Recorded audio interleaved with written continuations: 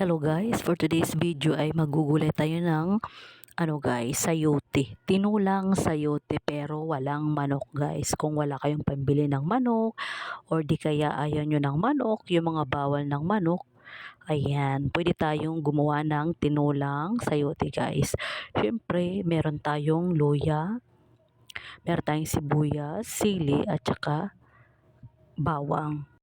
Ayan guys, syempre kailangan muna natin lutuin yung ating bawang kulay brown at saka yung ating luya para yung kanyang aroma ay mabango guys. O pagkatapos nating gisahin yung ating guys, garlic at saka ginger, ayan, nilagyan na natin ng sayote guys. Nakita nyo naman na wala tayong nilagay na manok guys.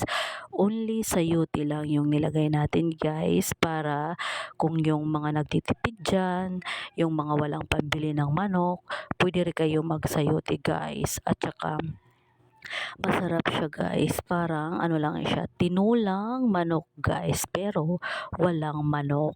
At saka yung may gusto naman ng sili, pwede nyo lagyan ng sili para mas maanghang guys, para may sipa o sipa kayo dyan. Ayan guys, syempre kailangan natin haluin ng haluin para maluto siya ng maayos at lagyan natin ng asin guys. Ayan, yan talaga ang nagpapalasa, yung asin, dahil kung walang asin ay matabang yung ating niluto. At ito na nga guys, kumukulo na siya. O di ba? Kumukulo na siya at wag nating lagain guys, kasi hindi siya masarap pag nilaga guys. O ayan, masarap na yung sabaw niya guys. Parang may manok lang guys. I-try nyo guys magluto ng ganito guys. Yung mga walang pambili ng manok guys, i-try nyo, mas masarap siya guys. At saka yung mga bawal sa manok, o di